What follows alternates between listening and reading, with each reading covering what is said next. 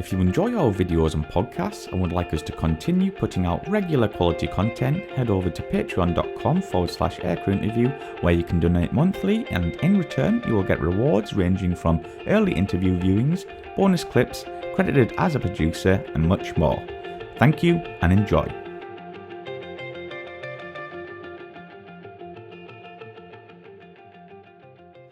And obviously we're going to have to get into this, Gary, because our viewers are going to be loving this. You fought the F-14s. I think, was it 87, 88? I can't remember. Yeah, it was in the 80s, yes. So tell us about that. Oh, man. Where's my patch? Oh, man. I've got this one. You lost that love and feeling. Top Gun had just come out. Okay, Top Gun's out. Okay, we all watch Top Gun, and we're all going, oh, wow, cool. No, you can't do that. Oh, wow, cool. No, you can't do that. Anyway, so it's out there, and everybody's, you got groupies hanging out and all this kind of stuff. So we're in the Philippines getting ready to do a weapons training. We're going to launch missiles, and I got to launch an AIM-9, AIM-9 Lima, against a drone. So the Carl Vinson shows up, and they want to go play. So they've got A7s, got to fight A7s, got to fight A4, and the F-14 shows up. And we're like, this is cool. So we made a patch like this, and we put the F-14 in it, and we put our gun sight over it, and we put, you lost that love and feeling. It's somewhere. I can't find it. Anyway, so we love this stuff. So, of course, they didn't like us for that, and we said, okay, your mother wears combat boots, and it was a lot of fun. We love rivalries. Just love it. So a couple of our guys go out to the boat, and all of our weapons school guys go out to the boat, and they talk to the F-14s because they had just got done playing DACT with the floggers, the MiG-23s from Cameron Bay. Oh, yeah. So these guys, so we want to learn about, how do you fly with and protect the AWACS, their F3 or whatever it is with the Frisbee on top. And they told us about good things and bad things about it and how they did all their stuff. So that was really cool. We really want to find out. So we said, are you guys going to be around? They said, yeah, we're going to be here for a while. So I said, good. When we do Coke Thunder, which is like red flag here in the United States, they entered into the engagement. So they got to fight. So we got to fight them and their F4s and all this stuff. So there's this big, huge air war that we're going to get to fight.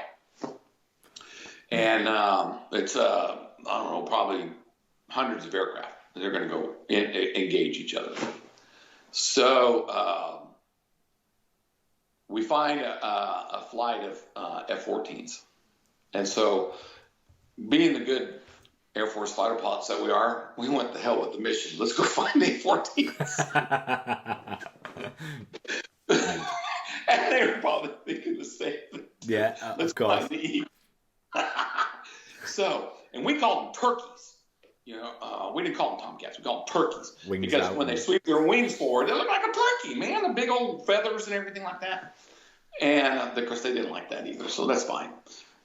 Anyway, so we went out on them. And, man, I'm going to tell you what.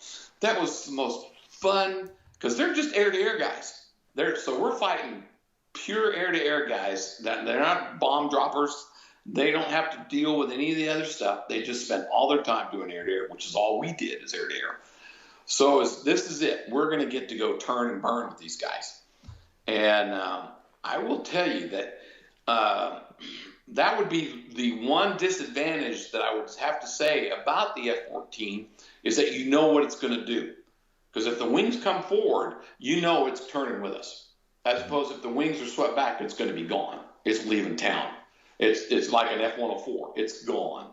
Or it just goes.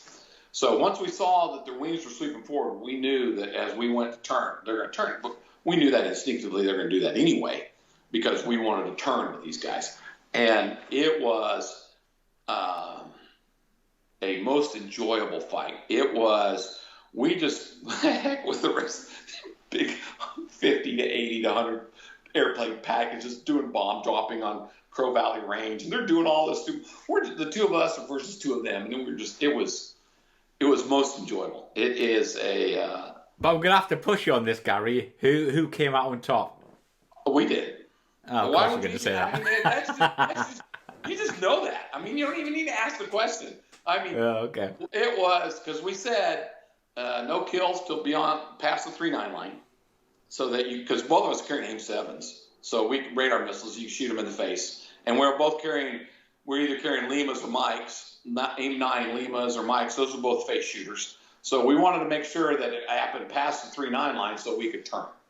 Yeah. And who goes pure vertical, who stays there? It was a blast because here's two of the biggest airplanes out there. Because realize both of us are about the same size of a B-17. The F-15 is, I think, only 5 feet shorter than a B-17. Oh, wow. And the F-14, I think, is the same length. And when the wings come out, then it's also the same, close to that same length. I've been told. I can't remember if that's true or not. It's probably close enough that you go, this is a big aircraft. And both of us are big airplanes. And we're both very powerful engines, man. And they want to turn and we want to turn.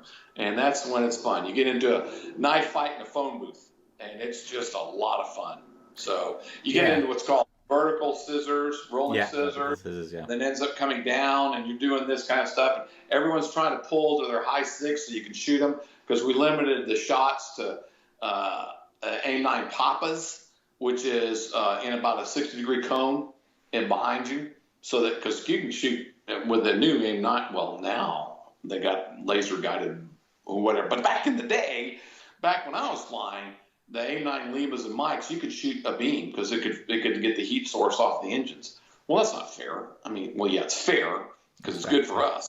But I want to get back here to be able to get into a guns tracking solution. That's the whole idea. We just want to get to guns and see who can gun who. That's really what this is all about. What I did hear, like as a side note here, Gary, like I heard like the F-14 crews were a bit sneaky sometimes, so they would never. You can't believe that. No, but, that can't be. But the wings back, so you think you're going, yeah. Now, like apparently that's like a thing. I didn't even know that, but like so you F-15 guys were like, oh, he's going the speed of heat, but he's actually not. Yeah, so hopefully you didn't fall for that one, Gary. Oh, they are. That's why we wanted to fight them, because you just didn't trust them. Because they fought different than the Air Force guys. Yeah. The Navy guys all fought different. They were a lot more. They would press to test the rules all the time. They would the rules of air combat for safety. What is it in the movie Top Gun? The rules of engagement are for your safety and the safety of your crew, or whatever that was so true in the Air Force that we did not violate these rules because you would get in a lot of trouble. Well, the Navy fighter pilots would push those rules, whether it be the deck, the 10,000-foot deck, or 1,000-foot bubbles when we cross each other. Yeah, these guys would come in easily 500 feet. I mean, they would come close aboard. And a lot of other things they do. And so it was very challenging to fight these guys. The rules that we had that we were used to fighting did not apply as much. And I remember in the debrief, one of our guys stood up and made some comment about, you didn't follow, yada, yada, yada, yada. And the F-14 guys just looked at him, and all of us were like, oh, dude, don't do that. You're embarrassing. And the F-14 guys ate this guy's lunch in public. And I said, dude, just relax, man. Okay, we're doing what we're supposed to be doing. Let's just keep going. So, yeah, fighting Navy guys and Marine Corps guys, Marine Corps guys didn't care. They're just going to kill you. I mean, that's just the Marine Corps, you know? Yeah, of course. They blow things up and shoot people. You know, it was very... you really got your skills challenged when you fought these guys, and what was much more combat oriented because the enemy isn't going to follow the rules. Yeah. They're not going to follow. The Russians weren't going to follow these rules. The Russians would ram you or whatever. So you got to, dude. So I thoroughly enjoyed fighting Navy guys and Marine Corps guys. I really did, much more than Air Force guys, just because they pushed the boundaries. And as well they should.